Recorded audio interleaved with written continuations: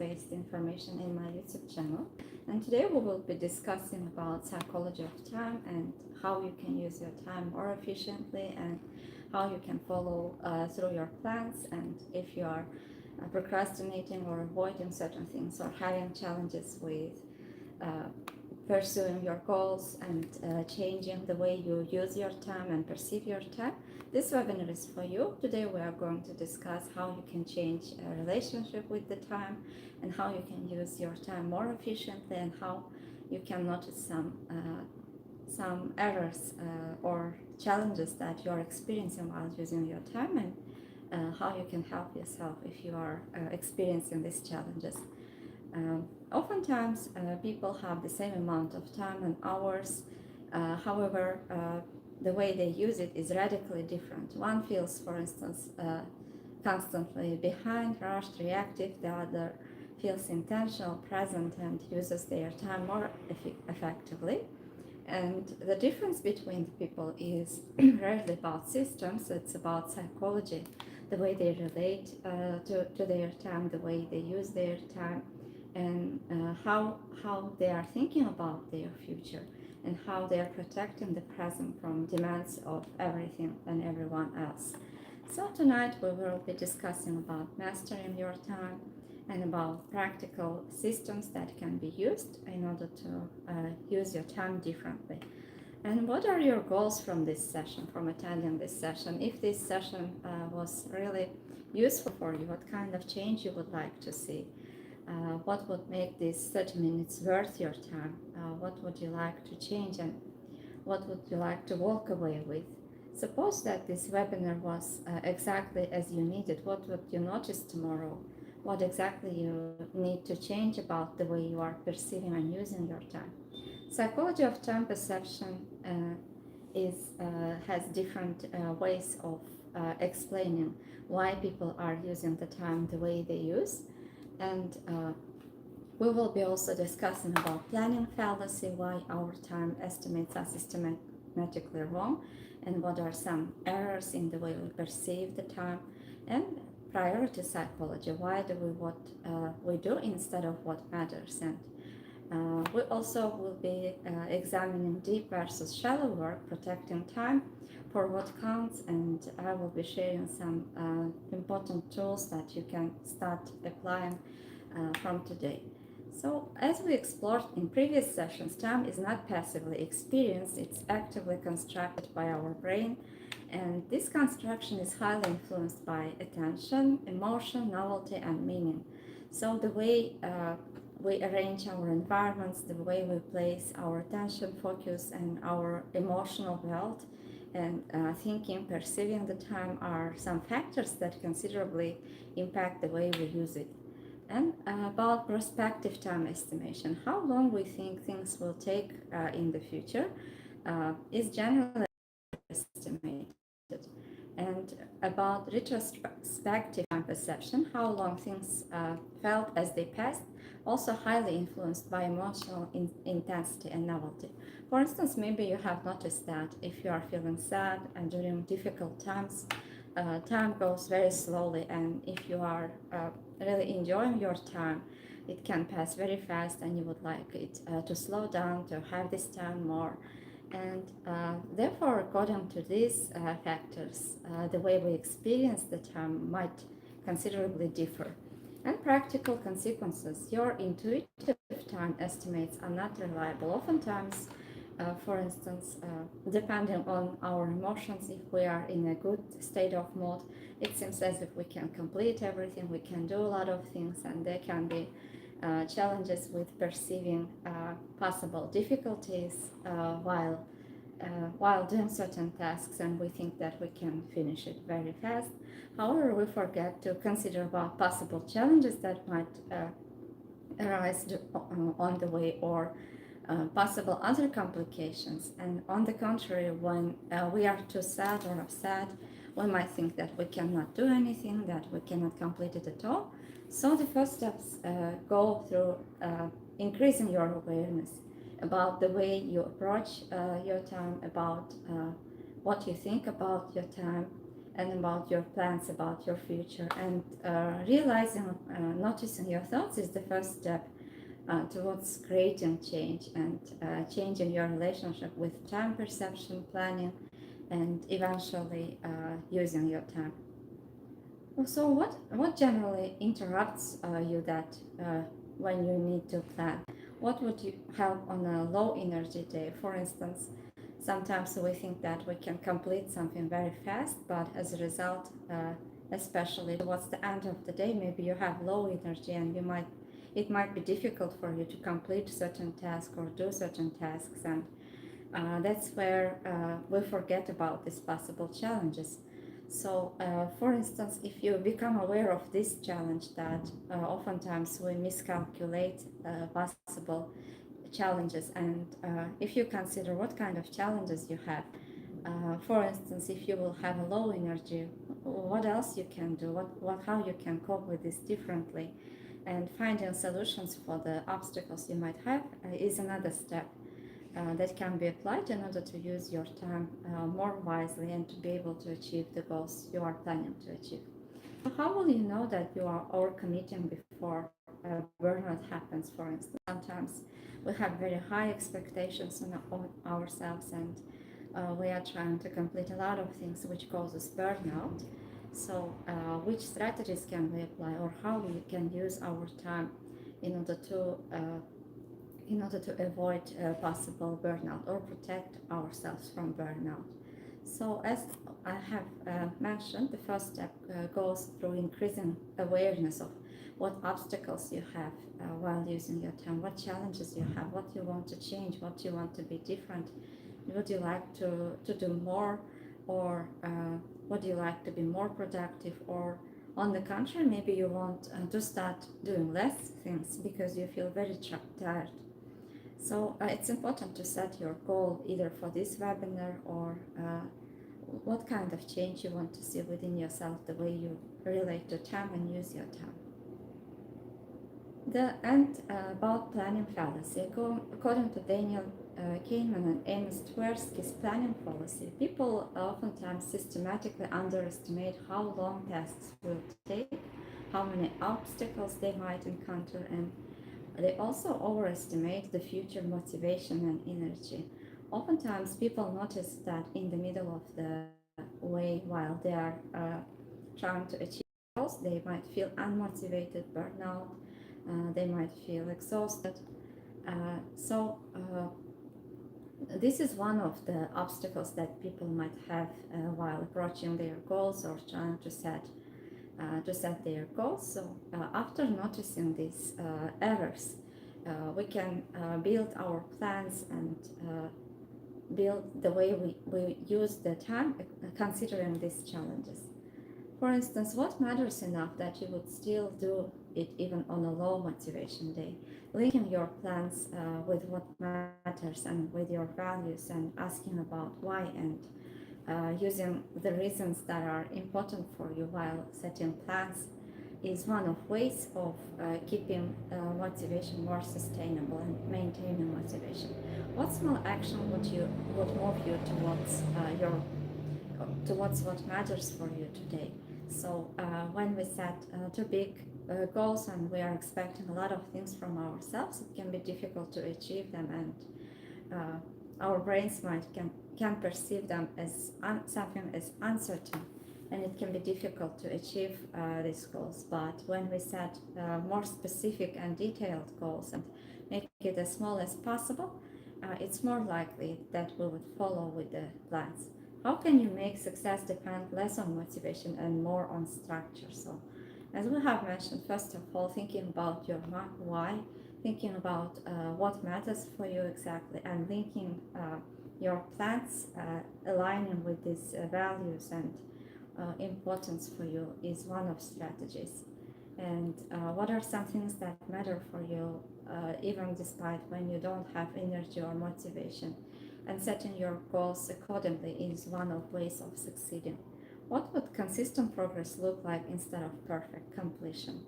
And oftentimes people are avoiding tasks, or it's difficult for them to start a certain tasks because they have perfectionist features. They want to do everything perfectly, and their and all or nothing thinking can be activated. And since they don't want to make any mistakes, or they want to do everything perfectly, they don't start, or they are afraid to start.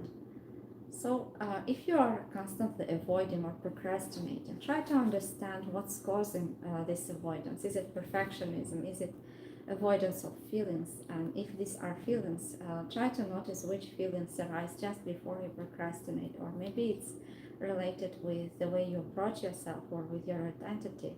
For instance, if you would fail, if you cannot complete what you have planned, or you cannot do it perfectly, what would this mean about you? Maybe you are afraid of criticism, or if you think that you would do your work, you will not be able to do your work perfectly. What will happen? What are you afraid of?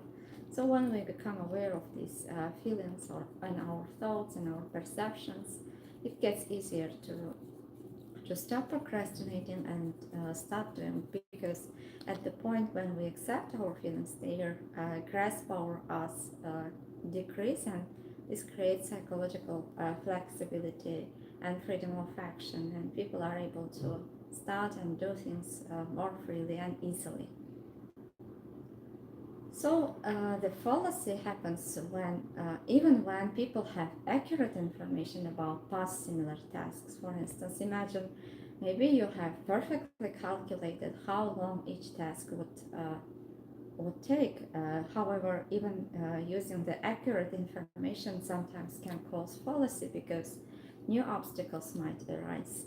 And there can be always challenges, or if, for instance, there is a project and other people in this project, maybe some other people might have challenges and difficulties, and this might cause the process, slow down the process. Therefore, what what the solution is that trying to multiply the time that you would use by 1.5, or even by 2, is a perfect way of avoiding possible complications. So if you consider initially that you would need more time, and if you set your priorities, your planning accordingly, this would make you less likely to procrastinate, to avoid, or to fail. So tell what would tell you that your relationship with time is improving? What kind of change you would like to see? If you felt more in control of your time, what would be happening differently in your day? What would be the very first sign that you are using your time more wisely?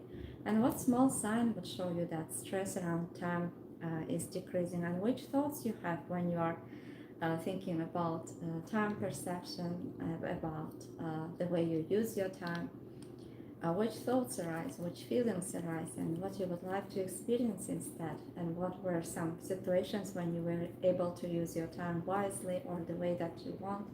What was helpful for it? How did you manage it? How did you succeed? And when time feels easier to manage, which version of yourself tends to show up? And if this wise version of you, calm version of you, was to show up more often, what difference would it create for you? And another concept that's related with time management and using is urgency bias. Research by Mansour Johns Hopkins have found that people systematically prefer completing urgent tasks over important ones, even when they know that important tasks are more valuable. For instance, think about yourself during the day.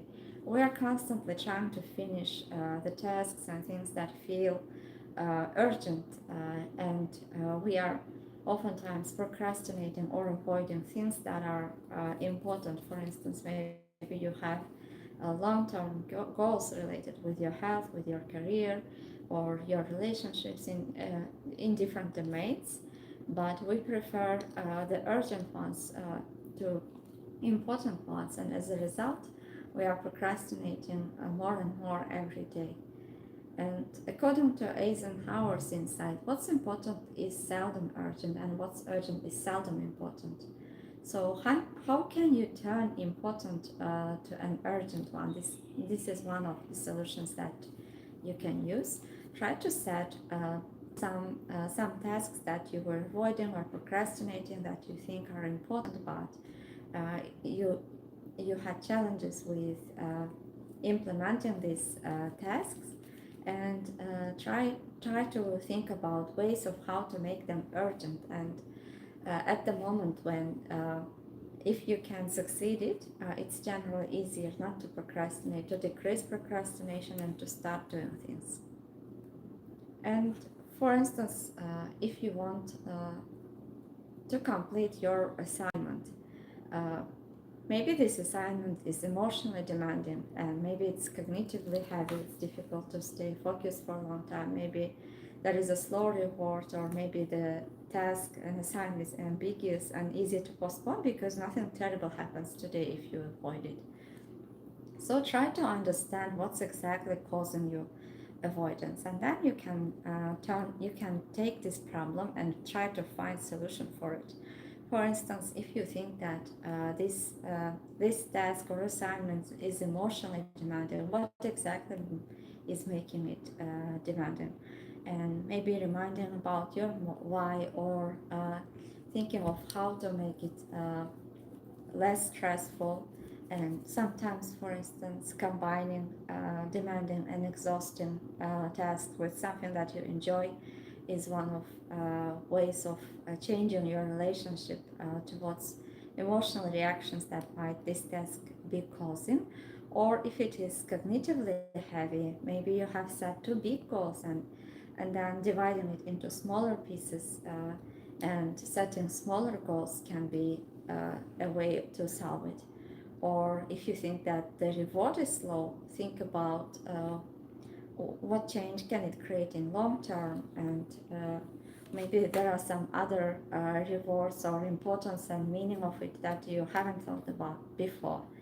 And if it's easy to postpone, try to make it less difficult to postpone. For instance, try to set certain time when you are going to do the task, because when we set too ambiguous goals, such as improve your health, it's more likely that you will avoid because it's not certain what you need to do, what are you going to do. But if you set certain time for the task that you are trying to accomplish, and if you are combining it with something that you enjoy and making it less emotionally exhausting, and if you are considering and noticing your thoughts, and if you are making it less cognitively heavy, then it's more likely that you will follow through the plan, and if you will continue with the task.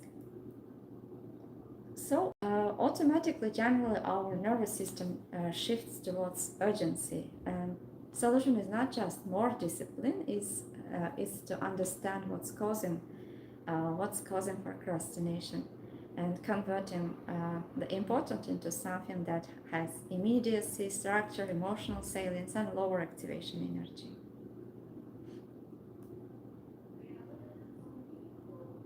And maybe, for instance, your timing can be wrong. If you are trying to do a certain task that requires a lot of cognitive load and a lot of concentration, and if you are trying to do it at night or in the evening, this would be less realistic because oftentimes people feel tired in the evening. So maybe changing the timing of the task that you are trying to do uh, can be another solution.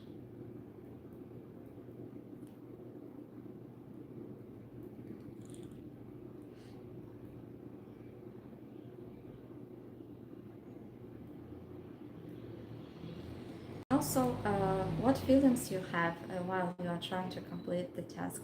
Sometimes people are feeling as if they have to do or they are forced to do certain things, and this might be causing resistance. But the moment you realize about your feelings, and when you increase your autonomy, and when you realize that you are the one who is choosing to do certain task, the resistance generally decreases, and it's more likely to follow up with the plan or to start doing certain thing that you are trying to do. So the first step is awareness. For instance, what keeps happening between your intention to do certain task and avoidance? What exactly happening just before you procrastinate or before you avoid? Is there a thought? Is there a feeling? Is there any experience? Is there your environment that causing you to procrastinate? And once you realize what's exactly the reason, you can play with the reason, and you can change factors, adjust your environment, or try to change the way you relate to your thoughts, to your feelings. Or on the contrary, you can start doing tasks when you feel less emotionally overwhelmed or less anxious, or maybe you can do some activities or hobbies that would help you to improve your mood, and this would make it more likely for you to follow in with the plan. And at what time of the day do you have the most energy, and what exactly is needed in order to be able to complete the task? Maybe changing your environment, adjusting your environment. Some people can concentrate when there is silence. Some people prefer to work at a noisy environment. So understanding what helps you to focus, what helps you to start, what helps you to follow with the plan, and when you can be more productive, when you can use your time more wisely, and what exactly contributes for that, and what you can do in order for this to happen more often. So asking yourself these questions, increasing your awareness, is the first step towards the change.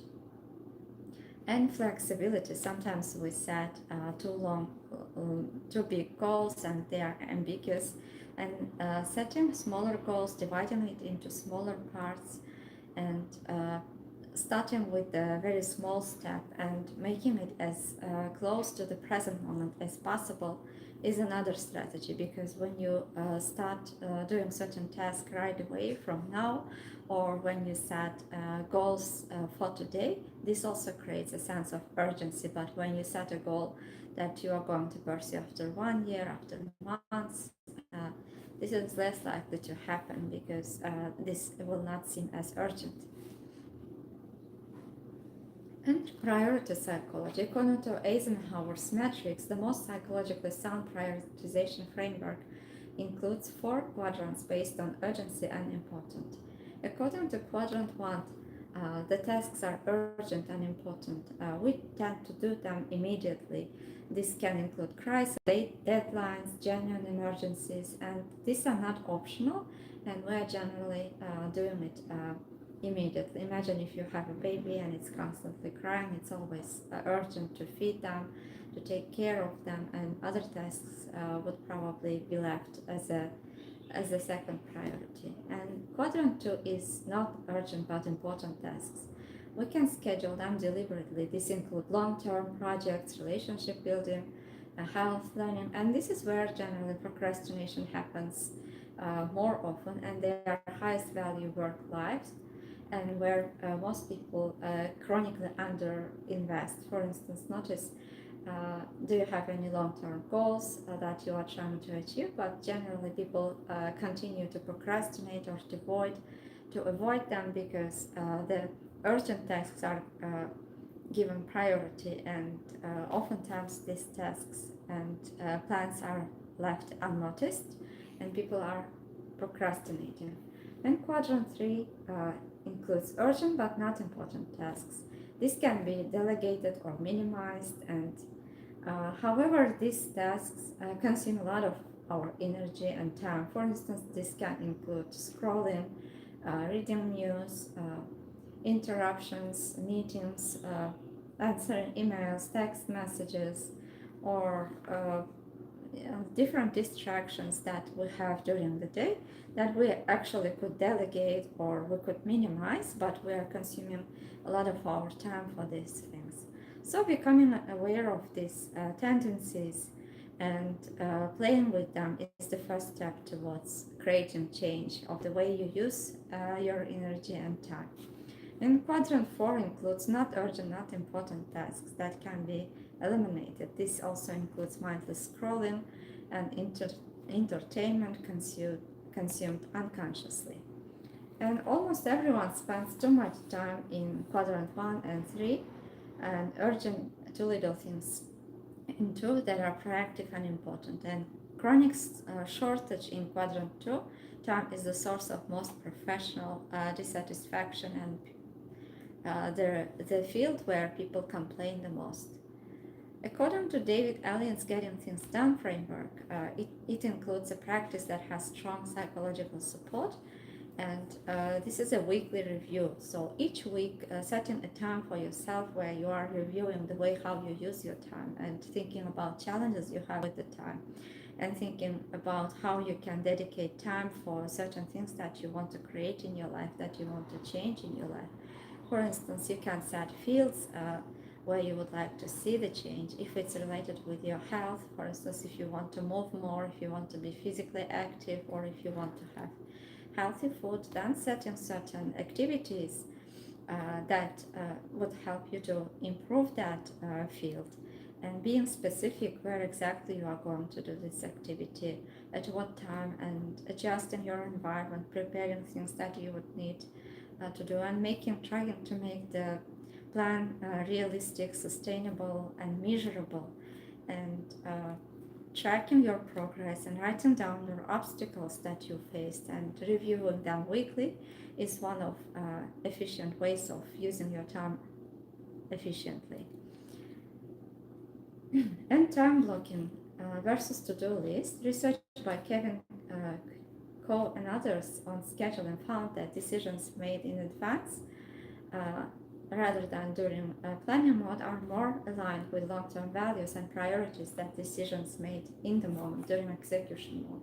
This reveals the importance of long-term planning. So what it says is that when we are trying to make plans or to do certain things spontaneously, it's more difficult to cope with the time or to plan.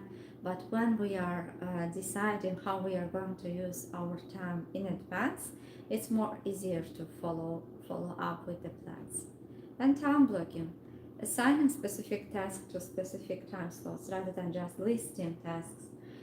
For instance, when you are making plans, how you are planning your day, if you just write down the name of the task and you don't set a certain time where you would do the task, it's more likely that you would procrastinate and you would avoid the task because it's difficult to follow through.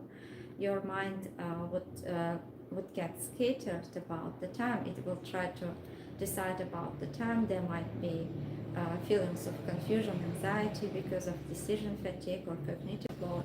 But when you set your goals, it's easier to find time when and you are not going to decide when exactly you would do that.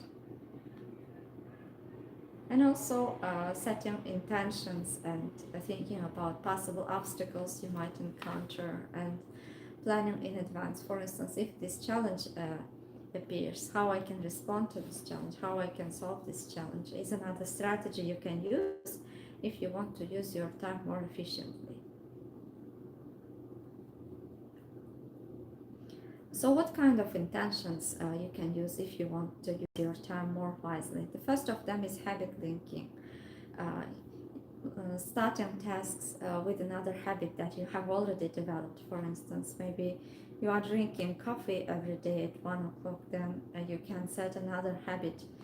You can set another task that you are trying to make as a habit next to it, so that this would help you to relax and to decrease decision fatigue and emotionally regulate yourself better, and to decrease the triggers that might cause procrastination.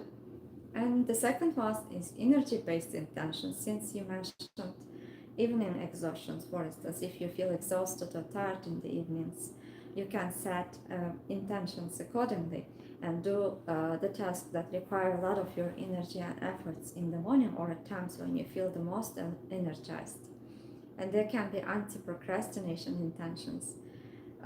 For instance, if you feel a resistance to start certain thing, you can convince yourself that you can work just for 5 minutes, 10 minutes, and oftentimes the urge to procrastinate is decreasing when you start the task.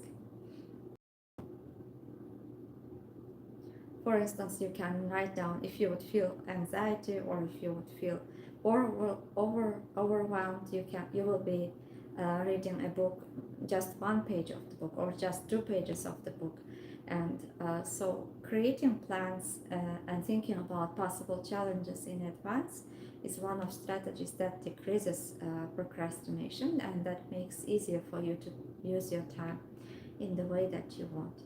And emotional regulation intentions. What generally helps you to regulate emotions? What helps you to feel better, to feel calmer, to feel more focused? And using those strategies if you would feel emotionally exhausted and anxious. And identity-based intentions.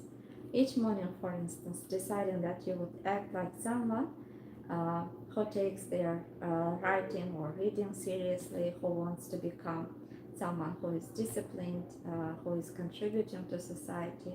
And when you think about your version or about who you want to become as a result of it, it's less likely that you would be procrastinating because identity-based goals are uh, making emotional suffering and acceptance of uh, emotional challenges more likely to embrace. And deep versus shallow work. How Newport's framework distinguishes two types of professional activity. The first of them is deep work.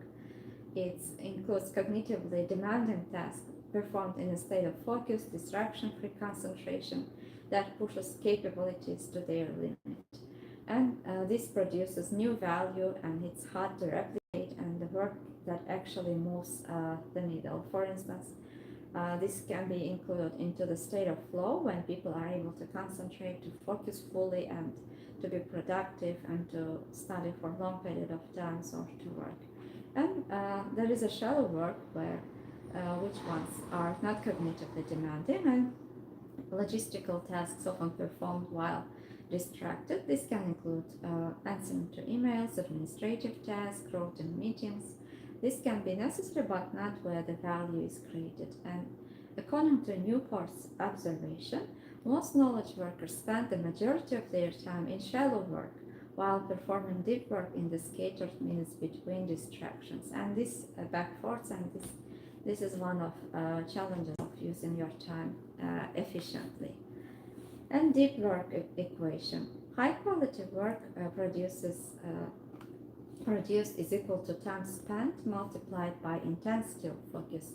For instance, 2 hours of genuine distraction-free focus often produces more than 6 hours of shallow, distracted work and produces better work, more creative, more rigorous, more original. So noticing times when you are distracted and understanding what causes your distraction and how can you decrease distraction and procrastination, and asking yourself what helps you to focus deeply and what helps you to maintain your attention for long times, and adjusting your environment, adjusting uh, your emotions and noticing your thoughts, thinking about emotional regulation strategies and using strategies that help you to focus better can create a lot of difference in your life. And for instance, deciding what are some things that you want to change, what's the most important things you need to do, and where exactly you would like to see the change, and uh, applying this deep work philosophy into the areas where you would like to see the change is another way of creating change and using your time differently. Protecting deep work time. There are 3 strategies for protecting deep work in practical environments. The first one is batching, grouping all meetings, calls, and administrative tasks into specific blocks. This would help to protect uninterrupted stretches for deep work. This can include dev rituals, consistent pre-deep work routines that signal to the brain that this is the focus time, and scheduling. Maybe you can choose some routines that would help to let your brain know that this deep work has started, and over time your brain will start to focus automatically, and it would make it uh, less difficult for you to start the task because the habit will become automatic. And scheduling, blocking deep work time on your calendar as you would a meeting, making it viable, protected, and treated as a commitment. For instance, we are oftentimes setting time in our calendar and calculating how much will it take, what will we need for important meetings that we have, but we rarely set time for going to gym or eating a healthy food. But when we make our plans as visible, and when we dedicate time for it, and when we create environments, it becomes more likely that we would follow through with the plan. So you can apply these strategies that are working for tasks that you don't procrastinate, and carry that success into places where you procrastinate more, or where your avoidance is increasing. And reference class estimate for any significant project or task. Before estimating how long it will take, you can ask, how long have similar tasks actually taken me in the past? Not how long I hope they would take, but how long they actually did. And we can try to keep a simple time log for 2 weeks, noting how long tasks actually take versus how long you estimate. And the data will systematically reveal your personal planning policy patterns. So when you journal, and when you make some calculations of generally what do you expect and what do you get, you will find out the gaps and the errors, and you can use this information to improve and to change the way you are using the time. And the second tool is weekly audit. Every Sunday, for instance, looking at upcoming event and asking, where is quadrant 2? Where are some tasks that are important but not urgent? And is it in your schedule? And if it's not explicitly scheduled, it won't happen. That's why blocking and finding time, at least 3 to 5 hours of genuine important but not urgent tasks, and setting special time for them, and adjusting your environment and strategies to implement them, can also create change in the way you are using your time. And the third tool is 3 most important things. Every morning before checking your emails or messages, write three the most important things that you need to complete during the day. And from time to time during the day, ask yourself, have I done these 3 things? And this practice is simple and consistent, and significantly shifts attention from reactive to intentional actions. And the last tool is time block template. Designing weekly time block template, an ideal week that reflects your values and priorities. And not every week will match it, but having it creates a target to return to. This might include morning deep work block, and project time, batched communication windows, recovery and renewal, and white space, unscheduled buffer time for the unexpected things that might happen. And this would help you not to feel exhausted if things don't go as they were planned, and this will also decrease burnout. And there were some questions you asked. How do you time block when your schedule is controlled by others? And you can start with what you can control. Even 30 minutes of productive time per day is transformative compared to none. And consider an easier schedule activity as externally controlled as it feels. Sometimes we just feel that way, that we are being controlled, or we have no control over our time. But when we start to examine, we can find a lot of time that we can use and where we can create change. And most people have more scheduling autonomy than they believe, but have never tested it by making an explicit request. For instance, if you make weekly plans and then ignore them, how can you fix them? Try to understand the causes, and maybe the plans are too ambitious, maybe they are violating the planning fallacy that we have discussed, or plans without implementation intentions, or maybe you are forgetting about your why, about the reasons. Maybe there are no specific cues when each task will begin, and maybe reducing the planning and implementation intentions might work, and building a daily 5-minute check-in with the plan. And you also ask, is multitasking ever okay?